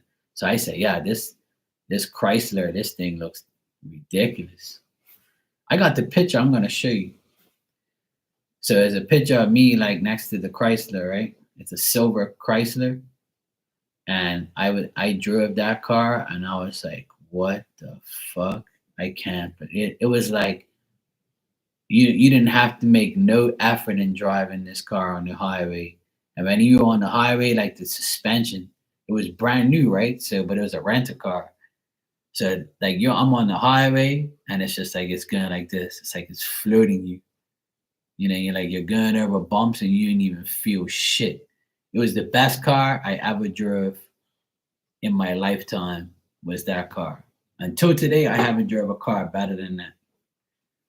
And I drove a lot of different cars, but that Chrysler was amazing. and I ended up renting it for longer because it was expensive. So the guy called in and said, "Look, I need to get something cheaper because this thing's too much." Then he says, "Oh, sir, you can still have it. We'll give you a deal if you rent it for another 4 days, blah, blah, blah." So I was like, "All right, cool. Yeah, I'll take it for another 4 days for that price. You sure?" He's like, "Yeah, yeah, sure." I was like, "All right, cool." Yeah, that's what I'm saying. When I was like, that's crazy shit. Like that Chrysler was probably one of them. I gotta find the picture and show you what car I had. This is like 20 years ago, Marty, that I'm talking about. So this is like probably when you had one, you know? Hey Yvette, how you doing? Man, that Chrysler was like the best car I ever drove. And then I drove an Audi one time and I was like, oh boy, this thing's nice. But I tried not to get something that was really fast because I don't want to like kill myself and get in trouble. But I remember me and my boy, we went to Alabama. We drove from Atlanta to Alabama, and that Chrysler was amazing. And he was like, "Fuck, man!" And he drove it too. He drove it for. He didn't want to drive because he was scared to drive out there. And he drove it for like an hour, and then he pulled over into the gas station. He goes, "Yeah, I'm heading off. This thing is nice." I'm like, "Yep."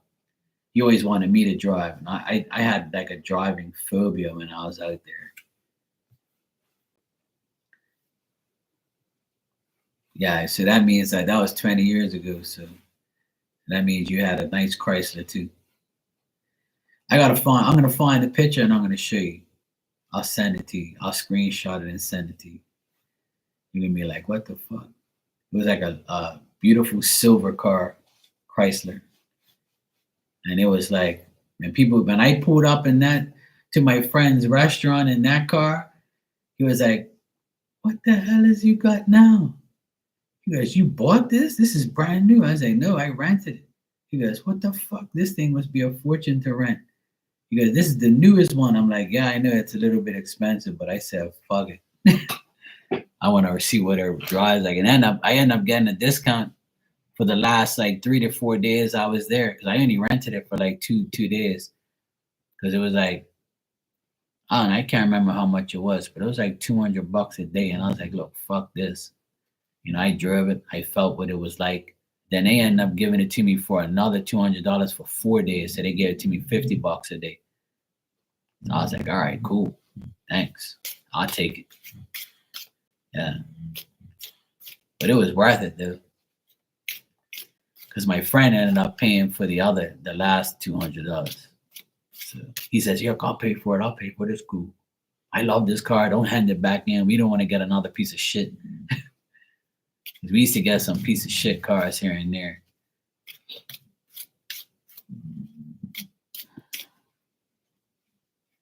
My dog snoring in the background. But yeah, I'm gonna show it to you when I get a chance. But yeah, those are the good old days.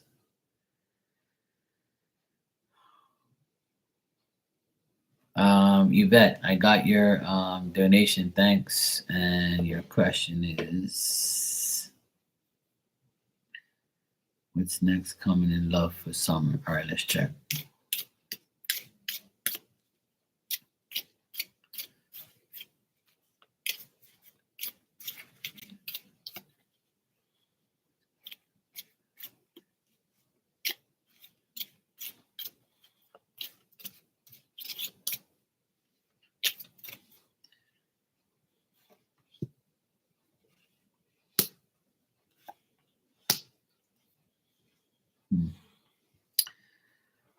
Well, Yvette, like May, June, July, I don't really see like your love life really, being good or bad. I just feel like you'll still be single. And I feel like you're focusing on like your work, your family, things like that. I feel like there's gonna be some activity where you're gonna have a chance to like link up with certain, people or whatever, like potential people. But I think that you're smart enough to know the difference between good and bad.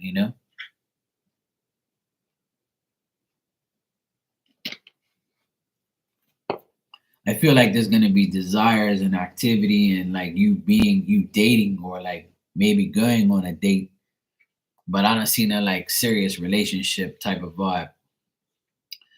I also feel like there's a determination for you to like find love and be in love, but I just feel like whoever you is around you is gonna be like potential suitor, but nobody you're gonna have differences of opinion.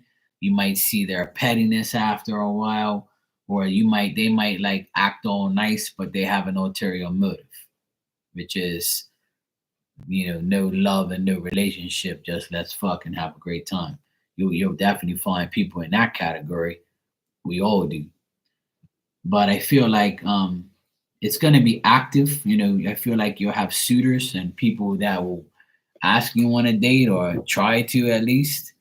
But as far as like, May, June, and July, I would say nobody, concrete. But I can check. I'm gonna check August and September and see what that's like.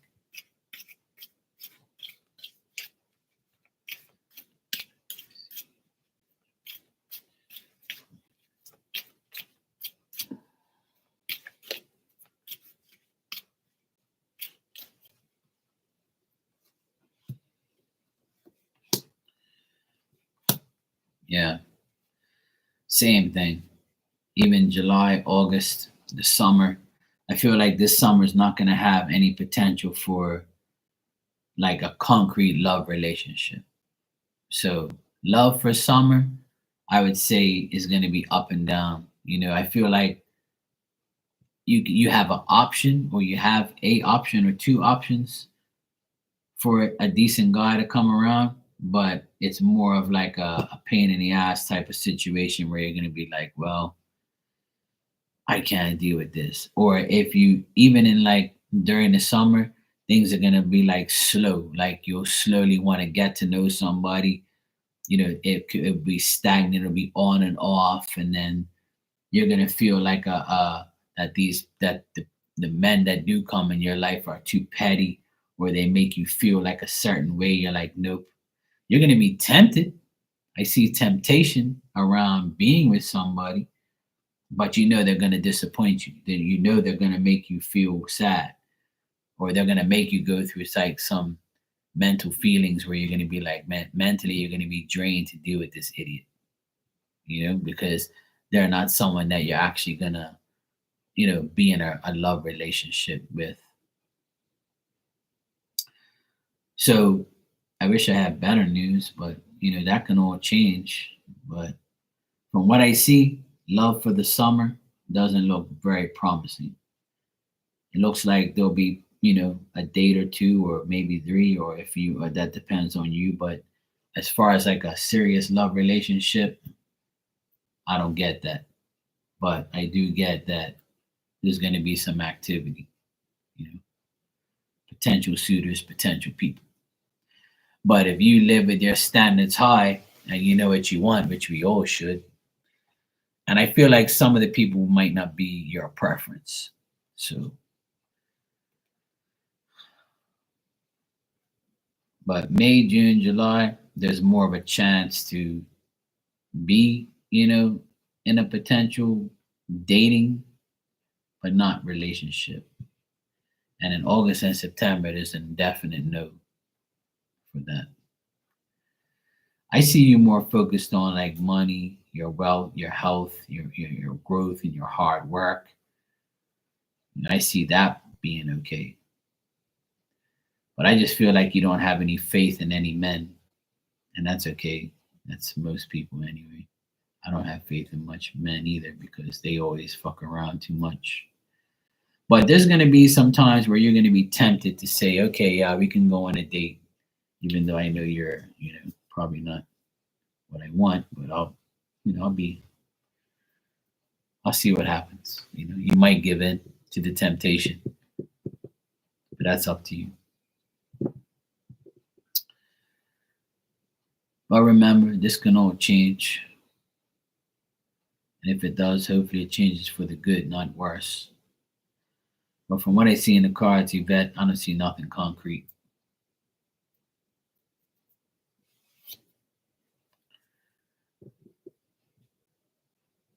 Well, the only way you can heal from it is heal yourself first. And healing is laughing, is having fun, is dealing with yourself, you know. Well, I do too, but not too many. I have hope in women as well, but majority of the women that I deal with don't even want a love relationship because of what they've been through. Most men and women just are one or the other. They're very serious and they want a serious relationship, but they never find somebody to be serious with them, or they just end up being a hoe or a gigolo. So, but my suggestion to everyone who wants a real relationship is you have to recognize the real. So if you're real, you'll recognize a real person and you'll be with a real person.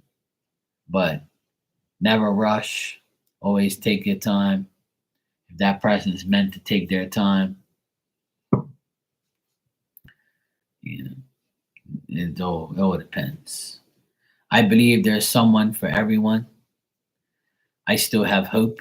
I know a guy, I know a man. I don't know him personally. I know of him. He's 60 years old and his wife is 42, I think. And she's about to have her seventh child with him.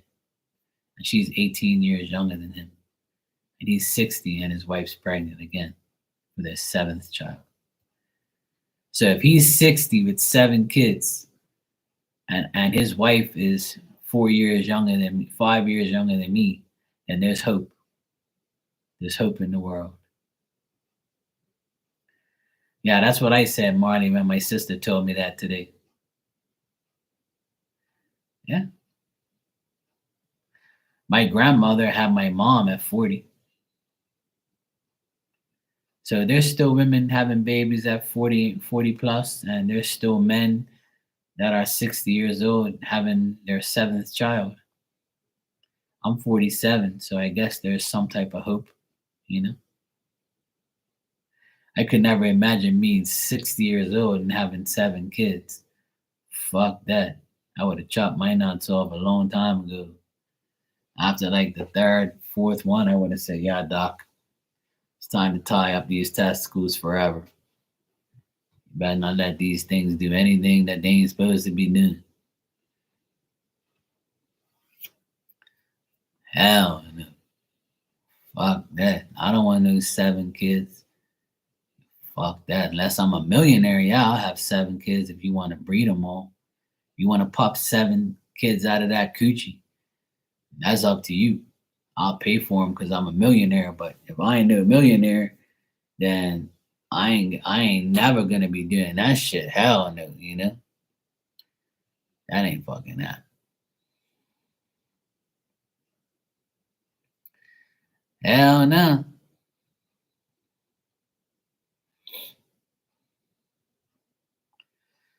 Yeah, exactly. Yeah. So if you're focused on that, focus on that. Miss Bikini says, well, I'm not a wild hoe. That's good. Don't be a wild hoe.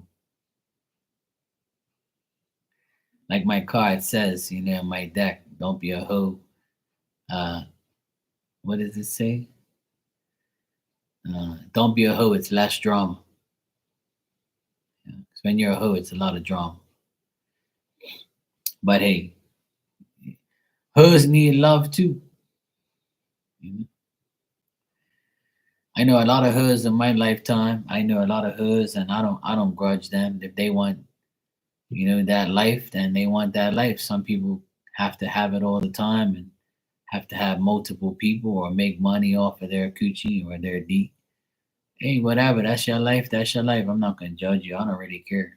Just don't give me no STDs and we're okay.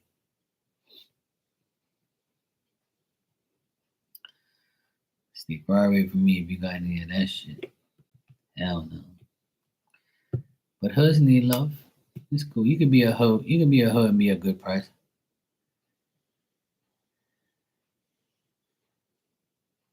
Oh, a wid hoe. I thought you said a wild hoe.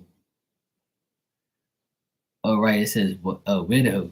Oh, you're a widow, but you're not a widow. I got you. I got you, Miss Bikini. My bad.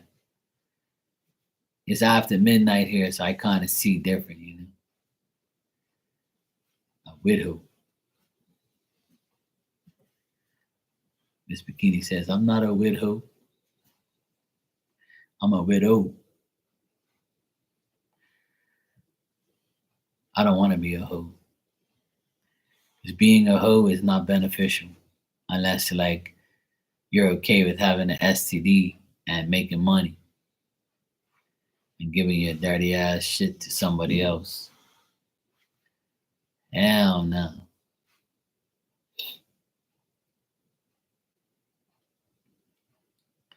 Yes, don't be a Scorpio hoe.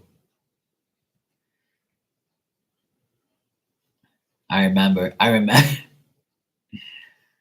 remember when I used to do the old signs reading, right? I used to have like I used to say, all right, all you Virgos, you know, your reading is this, don't be a Virgo. Then I said Scorpios. Um I used to say all sorts of dumb shit. I used to say like once you go Aquarius, you'll go delirious. Once you go Gemini, you can't deny. What was my other ones? Yeah, if you know of, then I used to say, if you know a Pisces, you might get fleas. And I would say all sorts of shit. Like, I used to diss Aries women all the time.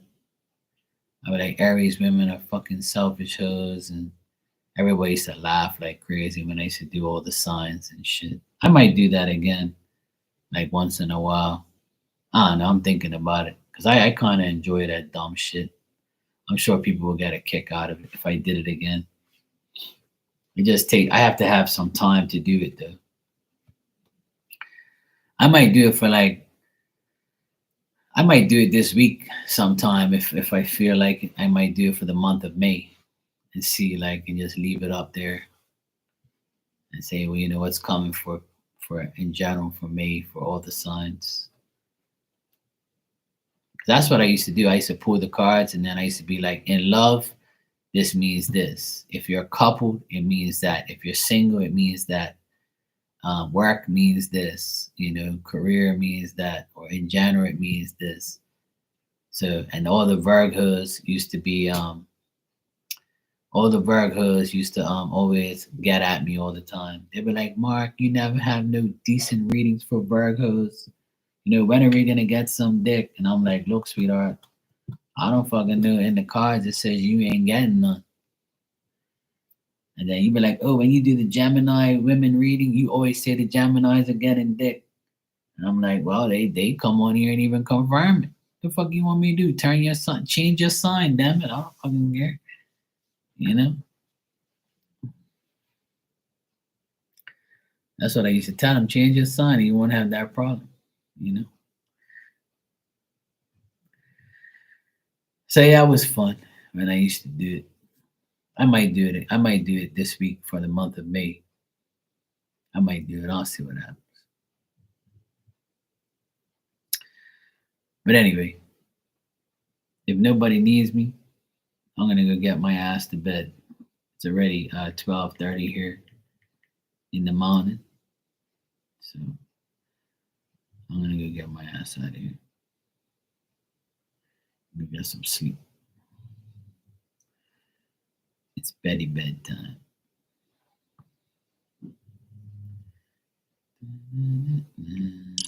All right. All right. Good night, Yvette. Good night, Miss Bikini, Marley, and whoever else is sneak watching. Hope you guys have a great weekend. Enjoy the rest of your night. Remember that tomorrow night I'll be on here late because I'm going to be on Star Lotus's podcast tomorrow at 8 o'clock my time, 7 p.m. Eastern, 4 p.m. Pacific time, 6 p.m. Mountain time, Anyway, you know what I mean. Just go watch the damn thing, you know. Yeah, you can. I'll shout you out, Marley.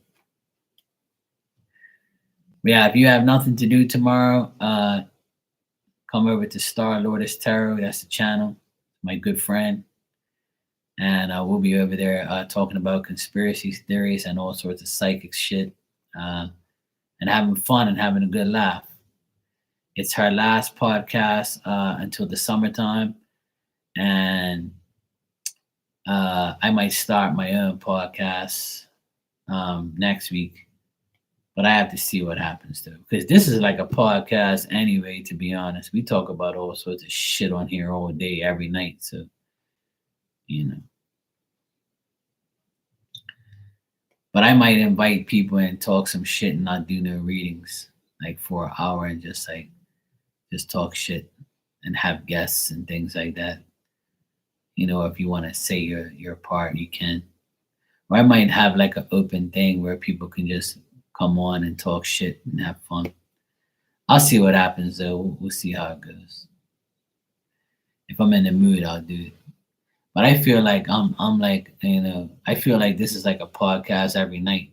Because we pretty much talk shit on here every single night, and you know, we talk about things every day. So I feel like, you know, it's the same shit.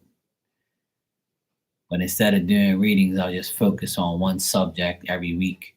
Every Sunday I'll come on like and just talk about certain things. So we'll see. We'll see how it goes.